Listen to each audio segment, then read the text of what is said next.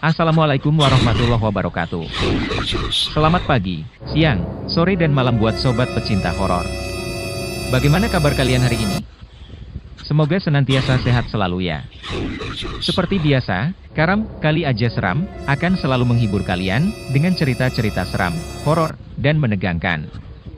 Siapkan cemilan, pakai handsfree, dan matikan lampu. Jangan lupa subrek ya. Terima kasih.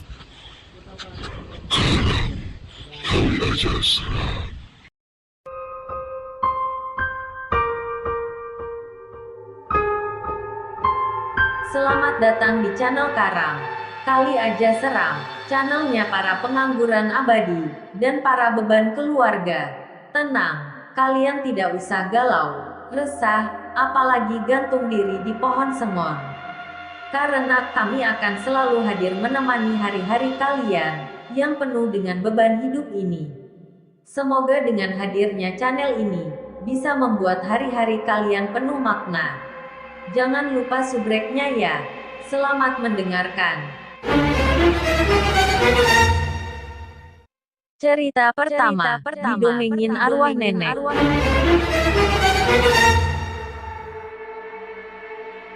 Didongengin arwah nenek. Kisah ini sudah lama sekali. Narasumbernya adalah papaku sendiri. Dulu kami masih tinggal di Kalimantan dan belum pindah ke Medan.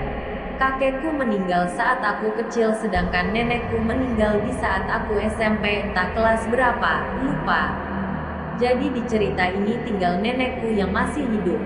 Saat nenekku masih hidup, nenek entah kenapa lebih suka tinggal sama kami, papa, daripada sama anaknya yang lain, saudara-saudara papa.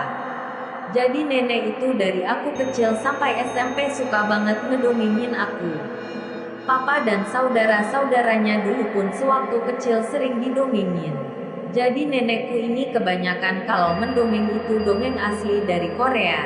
Ya nenekku asli orang sana. Matahari dan bulan, Kumiho, Guminho, Berubah ekor 9, Pengorbanan Hyang Deok, Dokkaibi, Goblin, Samjoko dan lainnya. Banyak banget dongeng yang diceritakannya. Buku dongengnya juga ada, sampai sekarang aku tetap menyimpannya. Jadi singkatnya nenekku meninggal karena penyakit paru-paru. Nenekku pun dimakamkan dan malamnya kami mengadakan tahlilan. Narasumbernya papa dan aku akan menjadi sebagai papa. Ibuku meninggal di umurnya yang ke-68 tahun. Kami pun mengadakan tahlilan untuk mendoakan ibuku. Tapi sesuatu hal aneh terjadi saat tahlilan di hari ketiga. Semua orang sudah pulang dari tahlilan. Saat malam harinya, aku merasa lapar. Aku pun beranjak pergi ke dapur. Sebelum ke arah dapur, aku melewati kamar anak-anakku dulu. Gina dan Aldan, Herin sekamar denganku dan istriku. Dia masih berumur 5 bulan. Tapi saat aku melewati kamar Gina, pintu kamarnya tidak tertutup. Aneh, dia tidak seperti biasanya membuka pintu saat tidur. Aku pun mengintip di balik pintu, karena pintu hanya terbuka seperempat. Dan saat kulihat, aku sangat terkejut. Aku melihat almarhum ibuku sedang memegang buku dongengnya dan mendongeng untuk Gina. Memang sebelum meninggal, aktivitas itu selalu dilakukan ibuku di setiap malamnya. Mendongengkan Gina untuk bisa tidur. Walau dia sudah remaja, ibuku tetap suka mendongengkan dia. Apa ini halusinasiku saja atau aku mengucek mataku berulang, tapi aku masih melihat almarhum ibuku berada di samping Gina. Padahal Gina sudah tidur. Aku takut walau itu ibuku sendiri. Aku pelan-pelan mundur dari pintu dan beranjak lari ke arah kamar, tapi tiba-tiba tidak sengaja aku menginjak sebuah buku. Ya, buku dongeng. Itu buku yang barusan aku lihat dipegang oleh ibuku. Aku pun mengambil buku tersebut dan aku langsung menangis saat aku membaca sebuah tulisan, entah dari mana. Tapi aku yakin kalau itu berasal dari ibuku yang menitip salam yang tak bisa terucapkannya langsung kepada Gina saat ia meninggal. Karena saat ia meninggal, Gina masih berada di sekolah. Nenek sayang sama Gina. Mendengar penjelasan dari papa, aku menangis sejadi-jadinya. Sekian.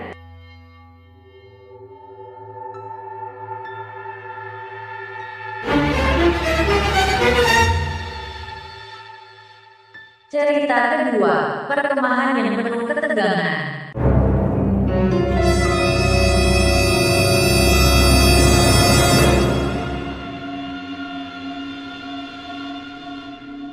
Perkemahan penuh ketegangan. Ini kisah nyata, dan bukan rekayasa. Kejadiannya sih sudah cukup lama tapi masih teringat jelas di benakku, apalagi ini adalah awal pertama mulanya aku mengalami ini. Singkat cerita, waktu itu pagi yang cerah dengan semangat. Waktu itu SMP ku akan melaksanakan perkemahan di Lindu Gede. Aku dan Astri sanggaku yang tentu dengan peserta lainnya sibuk melakukan persiapan buat perkemahan. Jam 8 lebih kami berangkat ke bumi perkemahan. Setelah sampai kami mendirikan tenda. Ada yang berbagi tugas saat itu. Banyak yang bilang si tempat itu angker. Segala hal dilarang, yang jelas buat tidak nyaman dan bebas. Sore itu aku dan teman-teman persiapan isoma sampai jam 7. Pada jam 8 kami mengadakan pensi antar sangga beserta api unggun. Setengah dari kegiatannya sebut saja si WS tiba-tiba pingsan tanpa sebab.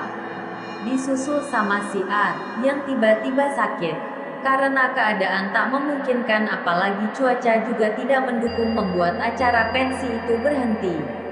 Tepat jam 11 kami disuruh masuk tenda untuk istirahat persiapan kegiatan besok.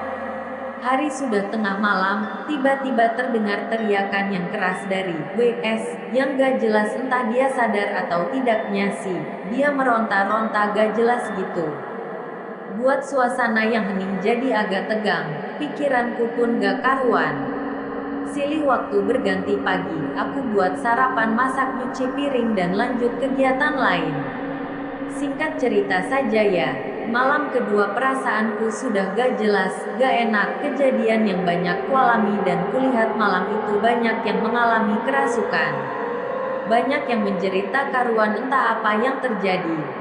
Dalam keadaan panik si I teriak gak jelas gara-gara dia di kamar mandi lihat orang tinggi besar yang katanya nyeramin. Dia nangis terus. Disusul WS yang dari kemarin gak sembuh-sembuh. Teman lainnya ada yang bilang lihat pocongan lah, inilah, itulah. Bagiku sih mereka sedang menghayal saja karena kurang minum. Tapi aku sendiri juga lihat kejadian aneh. Kakiku berat untuk jalan. Entah kenapa susah, serasa ada yang ngikut, pundak berat seperti bawa beban. Ini baru pertamanya aku alami, entah aku tak sadar apa yang terjadi dengan diriku. Dari cerita teman-temanku dan guruku, aku menangis terus-terusan panggil nama ibu yang jelas aku biasa panggil, Mak, biasa anak Jawa lah. Aku teriak-teriak gak jelas, aku juga gak sadar apa yang kualami waktu itu.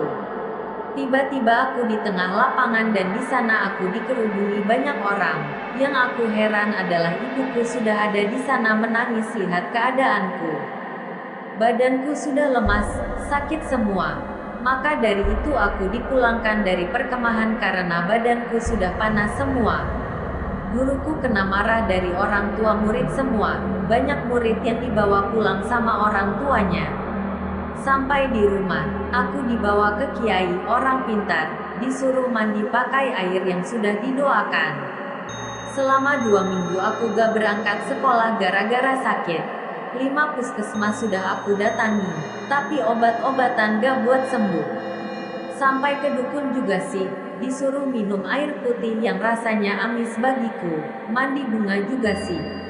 Berangkat sekolah tiba-tiba muka serasa panas, aku gak sadar lagi. Sampai beberapa jam, kata temanku aku bicara hal yang kacau dan nyeleneh. Aku dalam keadaan sadar sudah di rumah dengan ditemani teman sekolahku. Aku dilarang oleh orang tuaku untuk berangkat sekolah dulu. Banyak pelajaran yang aku tinggalkan. Setelah beberapa hari kemudian aku berangkat ke sekolah. Teman-temanku takut mereka menjauh dariku. Aku merasa seolah dianaktirikan oleh mereka. Semenjak itu aku jadi dominan pendiam.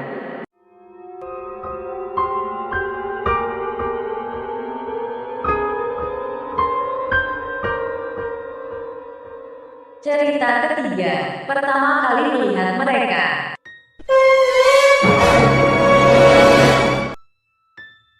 Pertama kali melihat mereka. Samarinda, September tahun 2022.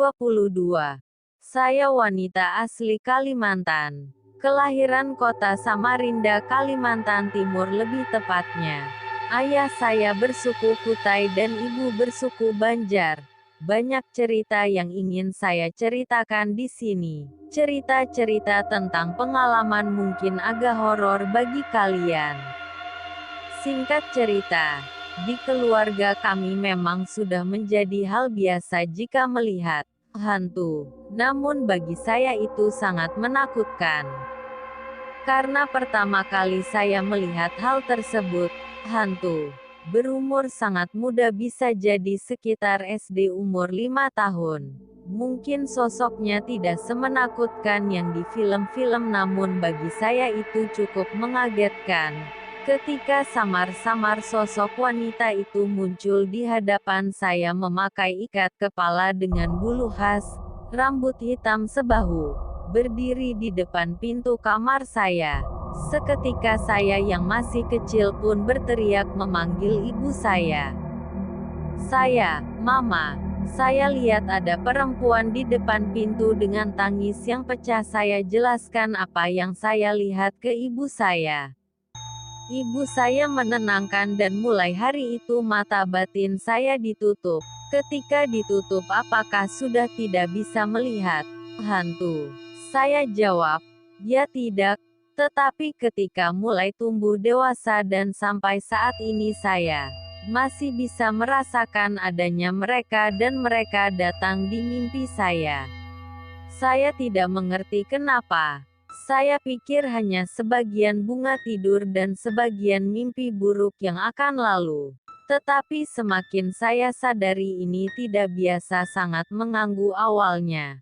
Pertama kali pindah ke rumah baru, suasana rumah memang di belakang hutan. Karena Kalimantan masih asri. Di samping rumah saya ada sebuah pohon tua. Saya lihat ya seperti pohon biasa saja. Sungguh, ketika malam saya tidur mimpilah pohon itu. Kebetulan pohon itu tepat di samping kamar saya. Dari pohon itu saya melihat sosok anak kecil sangat lincah. Botak memakai bawahan seperti popok zaman bahela berwarna putih. Dadah-dadah ke saya seperti ingin berkenalan. Saya terbangun dan beristighfar. Besoknya saya cerita lagi ke ibu saya. Mama, tadi malam saya mimpi didadahin anak kecil di pohon itu. Tunjuk saya. Mama, oh, iya itu memang pohon tua Kak. Mungkin dia mau kenalan. Tapi jangan. Ya. Setelah dari beberapa pengalaman itu saya mengerti, oh, oke, berarti gak apa-apa. Makin beranjak dari sini yang dateng macem-macem aja. Makin lama makin takut juga, apalagi setelah menikah dan punya anak. Saya harus jaga anak saya yang kata orang darah manisan. Bismillah, insya Allah. Selalu dalam perlindungan Allah SWT. Cerita di atas adalah sepenggal pengalaman saya. Sebenarnya banyak yang mau saya ceritakan, tapi singkatnya waktu dan bulu kuduk ini sudah merinding. Hanya ini yang bisa saya ceritakan. Semoga suka pengalaman pribadi ini. Lain kali saya akan ceritakan lagi cerita lainnya. Terima kasih.